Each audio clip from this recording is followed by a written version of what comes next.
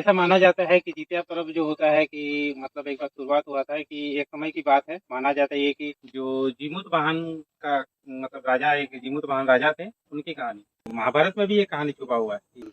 जोहार जोहार दोस्तों, दोस्तों, आप आप सभी का सभी का स्वागत है विलेज विलेज अरबी अवली ब्लॉग्स ब्लॉग में। में। तो आज हम लोग जानने वाले हैं जितिया पर्व के बारे में। तो जितिया पर्व के बारे में हम लोग जानेंगे पूरा विस्तार से, पूरा कहानी कहानी कैसे भी मनाया जानेंगे, जाता है, क्यों मनाया जाता है और किसके लिए मनाया जाता है। मनाया जाता है। तो खास करके सबको जैसे पता है, लगभग लोगों को पता है कि जितिया पर्व मनाते हैं हम लोग बेटा के लिए मनाया बेटा के लिए जाता है। मनाते हैं। तो ये पर्व मनाती है माताएं। माताएं पर्व बनाती है कि बेटा का ज़्यादा से ज़्यादा लंबी लंबी उम्र के लिए उम्र मनाया के लिए जाता है। बनाया जाता है। तो इसको हम लोग चलिए पूरा विस्तार से जानते हैं, ये कहाँ मनाया जाता है, कैसे मनाया जाता है, इस पर्व को कितने तरीक़ा से मनाया जाता है और किस-किस राज्य वगैरह में सबसे ज़्यादा मनाया जाता है। तो फिलहाल तो जितिया पर्व जो है हमारे झारखंड में, उसके बाद उत्तर प्रदेश में भी मनाया जाता है और ख़ास करके आपका पश्चिम बंगाल में जो नेपाली लोग जो होते हैं, वो लोग इसको पर्व को ज़्यादातर मनाते हैं और बिहार में भी इसको बहुत धूमधाम से मनाया जाता है। तो जितिया पर्व जो होता है, तो आप लोगों को पता है कि माता होती है और वो अपने बेटे की बच्चों के लंबी उम्र के लिए और जिसका ये बेटा नहीं होता है तो उसका बेटा का भी मतलब कि अगर जितिया माँ के यहाँ पे माना जाता है कि अगर बेटा का भी अगर हम मांग करेंगे माता से, मतलब कि माता रानी से, तो वो भी इच्छा हमारी पूर्ण करता है। तो चलिए खास करके हम लोग जितिया पर्व के बारे में जानते हैं, कब मनाया जाता है, कैसे मनाया जाता है, ये सारा कुछ आप लोग को पूरा वीडियो में बने रहने के बाद पता चलेगा। तो पूरा वीडियो में बने रहिए और वीडियो को अच्छा लगे तो प्लीज़ लाइक शेयर और एंड चैनल को सब्सक्राइब कर दीजिएगा। दीजिएगा। तो चलिए शुरुआत करते हैं। तो जितिया पर्व जो होता है आश्विन मास के कृष्ण पक्ष में 7वें से 9वें दिवसीय दिन में मनाया जाता है। तो ये पर्व जो होता है ना 3 दिन तक हम लोग मनाते हैं, ठीक है।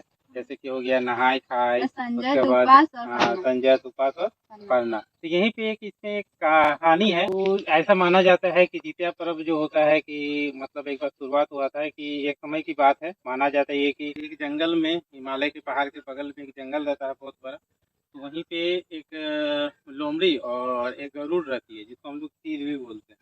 वो दोनों क्या करती है कि वहाँ पे देखती है, जाती है वहाँ पे चलती है, वो लोग जाती है और रास्ता में जाते हुए देखता है कि वहाँ पे एक पेड़ रहता है। उस पेड़ के पास मतलब देखती है कुछ औरतें मतलब कि वहाँ पे पूजा अर्चना कर रही है। तो लोगों ने सोचा कि आखिर क्या बात है भाई, क्या पूजा कर रहा है।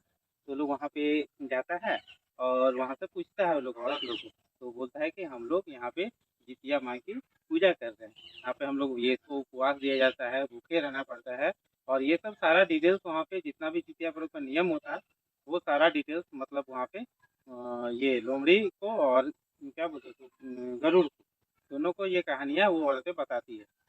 ये सब सुनने के बाद लोमड़ी और ये गरुड़ दोनों पूरा उत्साहित हो जाती है। वो लोग बोलती है क्या कि हम लोग भी मनाएंगे ये जितिया, और वो दोनों भी देख करके इसको दोनों को मिल करके उपवास रखती है। तो ये लोग उपवास रखती है, लंबा व्रत है भाई तो कंट्रोल करना पड़ेगा खाना पीना। लेकिन 3 दिन के लिए होता हाँ 3 दिन के लिए पर्व होता है तो खाना पीना कंट्रोल करना पड़ता है, एकदम ही उपवास, निर्जल उपवास, मतलब जिसमें पानी भी नहीं पी सकते हैं। ये होता है जितिया पर्व। तभी तो बच्चों की मनोकामना के लिए, इतना कल्याण के लिए पूजा किया जाता है। तो माताएं कितना सहती है तब जाके बच्चे के लिए इतना कुछ करती है। लेकिन लोमड़ी क्या करती है, लोमड़ी को ये करते करते क्या होती है कि वो मतलब उपवास तो रखती है, लेकिन लोमड़ी उपवास करते करते बेहोश हो जाती है। बेहोश हो जाती है तो क्या करती है, चुपके से वो जाके खाना खा लेती है। तो जो चुपके से खाना खा लेती है तो उसके बाद क्या होता है कि उसका व्रत टूट जाता है।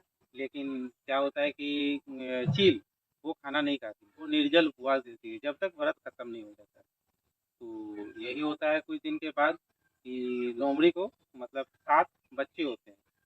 तो सातों बच्चों में से एक भी बच्चा उसका जीवित नहीं रहता है। लेकिन चील के पास जितना भी बच्चा होता है वो सारा भले पूर्ति जीवित रहते हैं। तो क्योंकि वो इसलिए होता है क्योंकि वो बहुत ही अच्छे से उपवास का मतलब पालन पोषण की थी। इसीलिए माना जाता है कि जितिया को मतलब कि कुछ भी हो जाए आपको जितिया को बहुत अच्छा से धर्म और निष्ठा के साथ मनाना पड़ता है। इसी में से और एक कहानी निकल के आता है जितिया पर्व का, वो जो महत्वपूर्ण, बहुत महत्वपूर्ण कहानी है। जो जीमूत वाहन का मतलब राजा, एक जीमूत वाहन राजा थे, उनकी कहानी। जीमूत वाहन गंधर्व के बहुत ही बुद्धिमान और निष्ठता वाले राजा थे, मतलब बहुत ही तेज तर्रार वाले राजा थे। लेकिन अपना शासकों से वो खुश नहीं थे, प्रसन्न नहीं थे। वहाँ पे जो रहते थे तो राजपाट चलाते थे बहुत अच्छा से, लेकिन वो प्रसन्न नहीं थे, मतलब कि खुश नहीं थे। वो उन्होंने क्या किया कि सारा राजपाट जितना है अपने भाइयों को दे दिया और चिमुत वाहन जंगल के लिए चले गए, जहाँ पे उनका पापा रहते थे। उनका पापा जंगल में रहते थे और वहीं उनका पापा का सेवा के लिए वो निकल गए अपने पिताजी का। तो वहाँ जीमूत वाहन जैसे अपने वहाँ जंगल जाते हैं तो अपने पापा का सेवा करने के लिए, तो रास्ते में जाते हैं तो रास्ते में उनको एक बूढ़ी औरत जो है ना कि वो रोते हुए दिखती है। वो बहुत विलाप करती है, बहुत ज़्यादा रोती है। तो जीमूत वाहन ने बूढ़ी औरत से पूछा कि अम्मा जी आप रो क्यों रही है? तो वो बोल रही है कि क्या बताऊँ बेटा, मेरा कहानी बहुत दुख भरी है। बोले क्या बात है तो बताइए। तो बहुत देर के बाद अम्मा वो मतलब बात बताती है कि वो जो है अम्मा बूढ़ी औरत जो थी वो सर्प परिवार की रहती है, यानी सांपों के परिवार की रहती है। तो सांपों परिवार की रहती है तो वहाँ पे बोलती है कि हाँ तो ये तो अच्छी बात है, तो आपको इसमें खराबी क्या है, सब अलग अलग परिवार से रहते हैं। तो बोले कि दिक्कत ये है कि मैं तो सांपों के परिवार की हूँ और मेरा एक ही पुत्र है, उसका इकलौता पुत्र रहता है। और उस जंगल में एक राज रहती थी, गरुड़ राज, मतलब कि जिसको हम लोग चील बोलते हैं, वहाँ का राजा गरुड़ राज को माना जाता था। तो वो सर्पों का मतलब कि जितना भी सर्प रहता था सबका एक एक दिन का मतलब कि भोजन होता था। उसको उस सर्प को खाने के लिए वो आता था। अब आता था खाने के लिए, तब उसी दिन उसका मतलब कि बेटा का बारी था। तो बूढ़ी बोली कि मेरा बेटा का आज का बारी है, सबका सर्प का दिन वो तो खा लिया है, अब आज मेरा बेटा का बारी है कि उसको बलिदान देना है। और बलिदान तो देगा लेकिन मेरा एक ही पुत्र है, तो हमको थोड़ा-सा ये लग रहा मेरा हाथ से अगर मेरा बेटे का साया चल जाएगा, किसी को भी अगर अपना बेटा को किसी के ऊपर देना होगा, तो जान देना पड़ेगा, तो किसी को भी माँ को भी खराब लगेगा, वो सर्प हो क्यों ना हो या कोई जानवर ही क्यों ना हो या फिर मनुष्य ही क्यों ना हो, तो उसको खराब लगा। अपना सारा कहानी बता दी है। तो वो वादा करता है, जीमूत वाहन जो राजा रहते हैं, जो अपने पिताजी का सेवा करने के लिए आते हैं, वो बताते हैं कि आपको टेंशन लेने की कोई ज़रूरत नहीं है, मैं आ गया हूँ। तो क्या करता है कि साहब बोलता है कि आप अपना बेटे को सुरक्षित घर में रखिए, आपको कहीं जाने का, उसका बेटा को भेजने का ज़रूरत नहीं है। अब जीमूत वाहन क्या करता है, राजा जो रहते थे वो खुद मतलब कि उसका भोजन मतलब बनने का तैयार हो जाते हैं और खुद वह जाते हैं जहाँ पे एक चट्टान रहता है, और जिस चट्टान पे सब कोई को मतलब कि भोजन वगैरह खाने के लिए जिस चट्टान पे सब कोई लेटा रहता था, मतलब सांप लोग वहाँ पे आता था गुरुराज, और वो अपना उस सांप को उठा करके लेके चल जाता था, अपना भोजन बनाता था। तो वो क्या किया जीबूत वाहन, वो अपना वहाँ पे पत्थर में लेट गया और लाल गमछी ओढ़ के सूत गया। तो वहीं पे अब आ जाता है गरुड़ राज, वो अपना भोजन लेने के लिए आता है। तो जैसे भोजन लेने के लिए आता है तो वहाँ पे वो जो राजा थे जीमूत वाहन, वो कुछ भी प्रतिक्रिया नहीं देते, मतलब हिलते डुलते नहीं है। तो वहाँ से उसको हिला नहीं पाते हैं, तो गरुड़ राज पूछते हैं कि आप कौन हैं, आप अपना परिचय दीजिए, मैं आपको जानना चाहता हूँ आप कौन है। तो वो बोल रहा है कि मैं जीमूत वाहन राजा हूँ, गंधर्व मतलब कि राज्य का, देश का। तो बोलता है कि अच्छा राजा जी आप हैं, तो आप यहाँ पे क्यों आए हैं? मैं आपका भोजन बनने के लिए आया हूँ, क्योंकि आपने तो जितने भी सर्प है सबको आप एक एक दिन करके भोजन बनाते हैं खाते हैं। तो वो एक सर्प की माँ रहती है, तो वो बोलती है कि मेरा एक ही बेटा है, तो हमको वो अपना भोजन नहीं, वो अपना बेटा को भोजन नहीं बनाने देना चाहती है, तो आप मुझे खा लीजिए। तो ये सब देख करके इसका बलिदान, राजा का बलिदान देख करके गरुड़ राज मतलब कि चील जो रहते हैं, वो बोलते हैं कि अब आपको आप किसी भी सर्प को किसी तरह का बलिदान नहीं देना होगा। मतलब अब की बात जो है कि अब किसी को कोई सर्प को बलिदान नहीं देना होगा, ना किसी को अपना हाथ में दाँव पे लगाना पड़ेगा। तब से तब से यहाँ पे क्या होता है कि फिर एक बच्चे की जान को बचा करके जीमूत वाहन फिर सबके दिलों पे राज कर जाते हैं। तो ये थी जीमूत वाहन की कहानी। तो ऐसे ही मतलब कि सालों साल से पूर्वजों से मतलब कि ये सब कथा प्रथा चलते आ रही है, और हम लोग के बीच में जितिया का पर्व चलते आ रहा है। तो यहाँ पे जितिया का पर्व के बारे में आपको अभी से नहीं, ये महाभारत काल से भी चलते आ रहा है। तो महाभारत काल की भी एक कहानी है। तो आइए महाभारत में क्या हुआ था जितिया को लेके, महाभारत में कैसे जीवित पुत्रिका का जन्म हुआ, कैसे शुरुआत हुआ, तो चलिए उसके बारे में भी हम लोग थोड़ा सा डिटेल्स में जानते हैं। तो महाभारत के समय से भी हम लोग जो है कि जितिया पर्व को मनाते हैं। महाभारत में भी ये कहानी छुपा हुआ है, ये आप लोगों को बताते हैं। जो कि अश्वत्थामा, जिन्होंने महाभारत देखा होगा तो वो तो जानते ही है कि कौन सा अश्वत्थामा। तो अश्वत्थामा में महाभारत के युद्ध में पिता की जो उसका पिताजी थे, अश्वत्थामा के पिताजी, वो उन लोगों ने महाभारत का युद्ध में मतलब पांडवों ने मार डाला था, तो जिसमें पांडवों की जीत भी थी।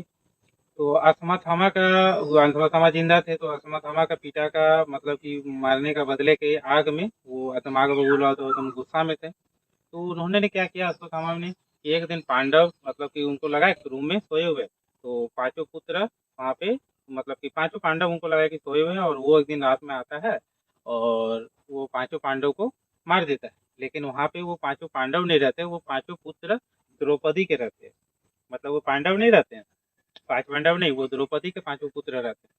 तो ये समझ के वहाँ पे मार दिया था। इसी में गुस्सा में आके अभिमन्यु का, या अभिमन्यु नहीं सॉरी, ये क्या नाम था, अर्जुन।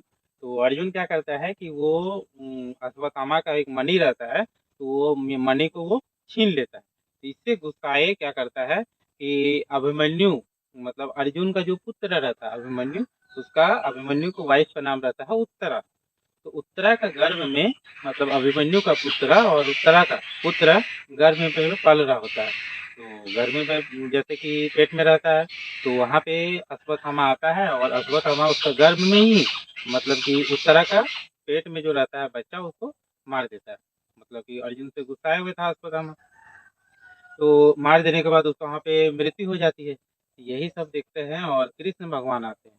तो कृष्ण भगवान क्या करते हैं, ये सब तो मतलब कि अब उनका पेट में जो गर्भ में जो बच्चा रहता है, तो कृष्ण भगवान अपने बहुत सारे कर्म किए हुए रहते हैं, तो उसका उपवास रहता है, मतलब कि उनके ऊपर उपवास रहता है कि वो किसी भी चीज़ को मतलब कि फिर से वो जीवित कर सकते थे, इतना कृष्ण भगवान के ऊपर कैपेसिटी यानी क्षमता रहता है। तो यहाँ पे उनका पेट में जो पल रहा बच्चा जो मार दिया था अश्वत्थामा ने, उत्तरा का पेट में जो बच्चा पल रहा था उसको कृष्ण भगवान ने फिर से जीवित कर देते हैं। तो जैसे ही जीवित करते हैं तो तब से मतलब कि जीवित पुत्रिका उसके बाद फिर जीवित करते हैं गर्भ में, तो वहाँ पे जीवित पुत्रिका का जन्म होता है। तो वो तभी से मतलब माना जाता है कि महाभारत में ये कहानी है कि तब से हम लोग जितिया का पर्व मतलब जीवित पुत्रिका के नाम से हम लोग जितिया का पर्व को मनाते हैं। और सबका मंगलमय हो, सबका मनोकामना होता है इसमें कि जीवित पुत्रिका का जन्म हो जाता है, और उसके बाद मतलब कि सभी बच्चों का सबसे मतलब कि लंबी आयु की बढ़ोतरी के लिए कल्याण के लिए माताएं व्रत रखती है कि किसी भी बच्चे का ऐसा कभी भी कोई ना मार दे या कुछ मतलब इस तरह घटना ना घटे और उनकी आयु बराबर बनी रहे। तो इसके लिए माताओं को बहुत सारे उपवास निर्जल उपवास मतलब कि रहना पड़ता है, और इसका मतलब कि ज़्यादा दिन तक उपवास रखने के बाद तो ये थी महाभारत की कहानी। जितिया पर्व मनाने का बहुत सारा रूल्स एंड रेगुलेशंस है, हम लोग ऐसे ही जितिया को नहीं मना सकते हैं। तो जितिया को हम लोग मतलब कि 3 दिन मनाते हैं। 3 दिन में पहला दिन जो होता है, उस दिन माताएँ नहाई-खाई का होता है, मतलब कि पहले दिन में माताएँ होती है जो कि सबसे पहले नहाती है, धोती है और उसके बाद ही भोजन को ग्रहण करती है। तो सबसे पहले नहाई-खाई मतलब कि स्नान-दान के बाद ही उसको आँखों खुलने दिया जाता है। तो यहाँ पे दूसरा पॉइंट आता है, जीवित पुत्रिका जो जितिया पर्व जिसको हम लोग बोलते हैं, वो एक फूड मतलब कि जितिया कहा जाता है। तो फूड जितिया मतलब मतलब कि इसमें बिना पानी के वो उपवास किया जाता है, मतलब कि आपको पानी का एकदम ही सेवन नहीं करना है, थोड़ा-सा अंग भी पानी का हम लोग नहीं पी सकते हैं। तो ये दूसरा पॉइंट हुआ जीवित पुत्रिका का कि इतना सख्त पर्व जो है इसको हम लोग मनाते हैं। तीसरे दिन होता है कि तीसरे दिन खाना खाना होता है, लेकिन उस दिन क्या करते हैं हम लोग पूजा-पाठ वगैरह सब कंप्लीट होने के बाद सारा जितिया पर्व का जितना कुछ होता है मतलब कि आकुर वगैरह जो भी रहता है वो सबको समापन होने के बाद ही हम लोग खाना खा सकते हैं। तो उस दिन पूजा अर्चना करने के बाद सब कुछ पूजा पाठ करने के बाद तीसरा दिन जो कि होती है माताएँ खाना खाती है। तो सारा कुछ पूजा का समापन करने के बाद वो सारा भोजन ग्रहण करती है और अपने उसके साथ ही अपने जितने बच्चों हैं सबको वो भोजन करवाती है। और जितिया पर्व को मतलब क्या होता है कहीं-कहीं अलग-अलग राज्यों में अलग-अलग तरह से मनाया जाता है। हर राज्य में अलग-अलग तरह का खाना खाया जाता है, कहीं पे चने की होती है, तो कई कोई-कोई राज्य में होता है कि नौनी की साग और मड़ुआ की रोटी और अलग-अलग तरह का व्यंजन फूड वगैरह बनाया जाता है, जैसे कि चावल वगैरह भी। तो ये सारा कुछ मतलब जैसा-जैसा राज्य है वहाँ-वहाँ वैसे-वैसे जितिया पर्व का मतलब कि भोजन और सेवन किया जाता है। तो ये थी कुछ बातें, कुछ रोचक कथाएँ हैं, कुछ रोचक कथाएँ जो आप लोगों के बीच हम लोग लाएँ, विलेज लवली ब्लॉग्स की ओर से। तो ये सारा वीडियो हम लोग बस मतलब कि कुछ जानकारी उसके तात्पर्य से रखें।